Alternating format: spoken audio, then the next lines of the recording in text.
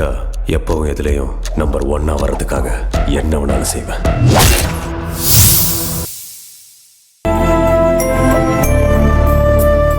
Super மகா, எனக்கு தெரியும் உன் நல்ல மனசுக்கு நீ நினைக்கிறதெல்லாம் அந்த கடவுள் நடத்தி கொடுப்பா.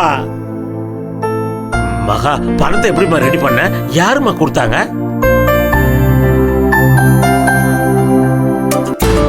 பார்வையே சரியில்லையே.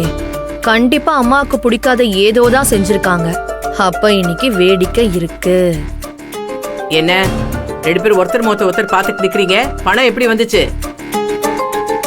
நாங்க பாபு கிட்ட தாமா கேட்டிருந்தோம். ஆனா அவன் 2 நாள் ஆகும்னு சொல்லிட்டாமா. அதான் தெரியுமே. இப்ப எங்க இருந்து பணம் வந்துச்சு? அத்தை, கார்மெண்ட்ஸ்ல.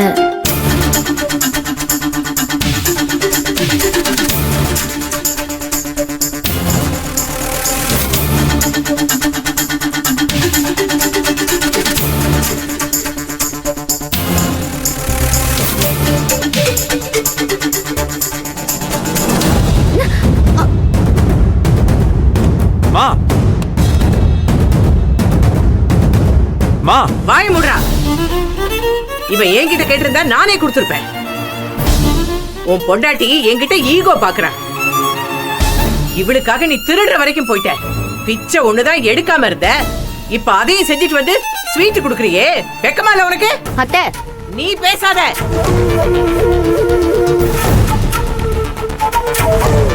நாம கொடுத்து வாங்கி சாப்பிடுறவங்க அவங்க கிட்ட போய் கையேந்திருக்கியே. அத்தை, நான் யார்கிட்டயும் கையேந்தல.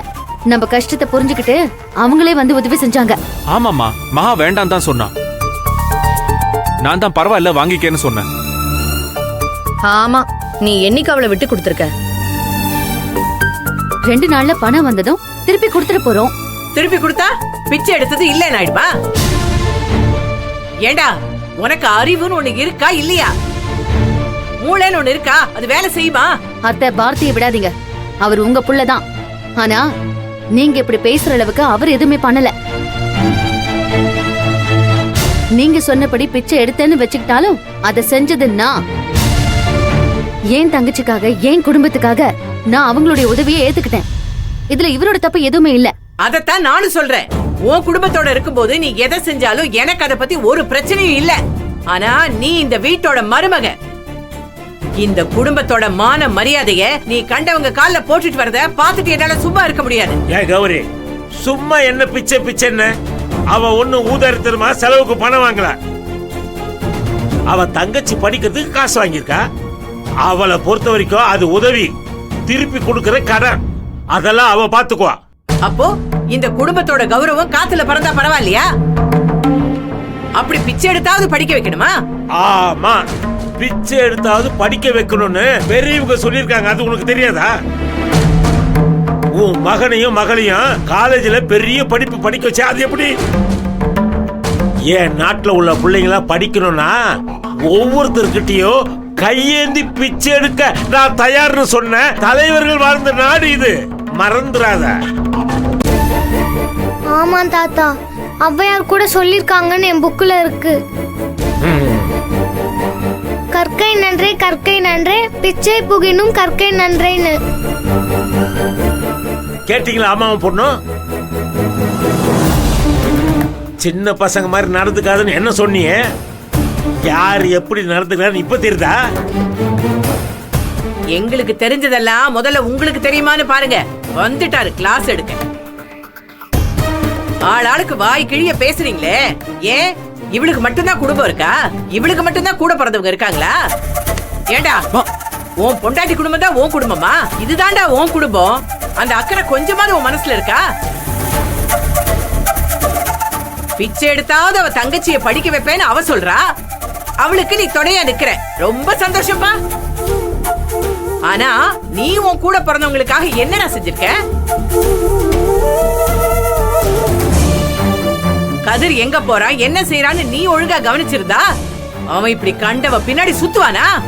ஏய், நான் என் பிள்ளை கிட்ட பேசிட்டு இருக்கேன். இந்த வீட்டுக்குள்ள இடியே விழுந்தாலும் மொபைல் மட்டும்தான் உலகம்னு காதுக்குள்ள எதையோ மாட்டிட்டு ரூமை விட்டு வெளியே வராம பேசிக்கிட்டே இருக்கா உன் கூட பிறந்தவ. இவ தங்கச்சி மேல இருக்கிற அக்கறை பாதியாவது உன் தங்கச்சி மேல உனக்கு இருக்காடா? பூனை கண்ணை மூடிக்கிட்டா உலகமே இருண்டுருச்சுன்னு நினைக்குமா?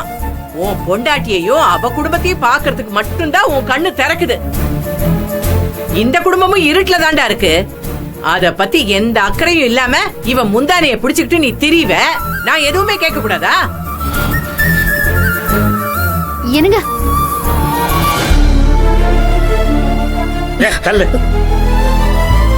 மகா ஏதாச்சும் சந்தோஷமா சொல்ல வரும்போது தான் உனக்கு எல்லா நியாயமும் கண்ணுக்கு தெரியும். மத்ததுக்கெல்லாம் கண்ணை மூடிட்டு இரு.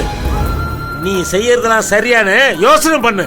இவர் வேற எப்ப பார்த்தாலும் பிள்ளைக்கு மருமகளுக்கும் ஜாலரா அடிச்சுக்கிட்டு பாரு. எப்படியோ நமக்கு சந்தோஷம்தான்.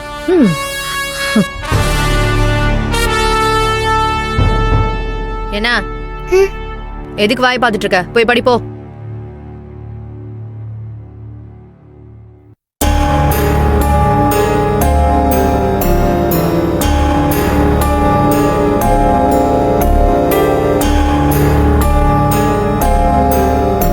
அகிலாவுக்கு ஃபீஸ் கட்டணும். பாபு பணம் கொடுத்ததும் திருப்பி வச்சிடலாம். 2 நாள்ல என்ன நடந்துற போதுன்னு மட்டும்தான் யோசிச்சேன் மகா. இப்படி மாட்டிக்கவே நினைச்சே பார்க்கல. தப்பு பண்ணும்போது மாட்டிக்க மாட்டோன்னு அவ்வளோ தைரியமும் நம்பிக்கையும் எங்கிருந்து தான் வருதோ தெரியல. ஆனா நல்லது பண்ணும்போது அதே அளவு பயம் வருது. இதெல்லாம் என்ன டிசைனோ புரியல. சாரி மகா.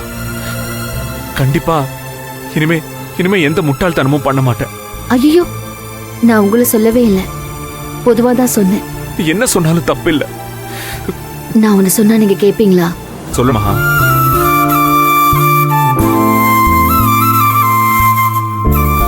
நீங்க செஞ்சது தப்புதான், அது எனக்கு வருத்தம் தான்.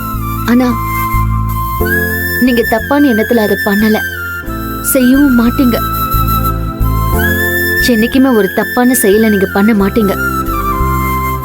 உங்க மேல எனக்கு இருக்கிற அந்த நம்பிக்கையும் என்னைக்குமே மாறாது. வீட்லயோ வெளியிலயோ யாரோ ஏதோ பேசிட்டு போகட்டும், ஆனா இனிமே நாம இந்த விஷயத்தை பத்தி பேச வேண்டாம்.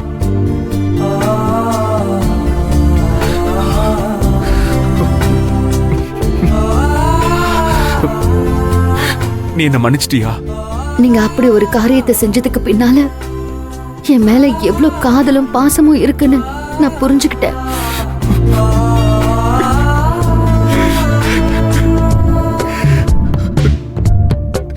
என் அம்மா கிட்ட இருந்து எனக்கு இந்த மன்னிப்பு கிடைச்சிருக்கணும். ஆனா நீ அம்மாவா மாறி நிக்கிற மகா.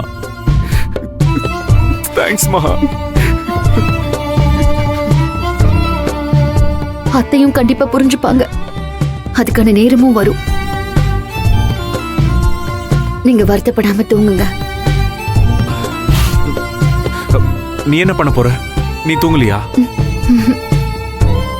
அகிலாவுக்கு காலேஜ்ல சீட்டு கிடைச்சிட்டா ஆஞ்சநேயருக்கு வெத்தலை மாலை சாத்துறேன்னு வேண்டிட்டு இருக்கேன்.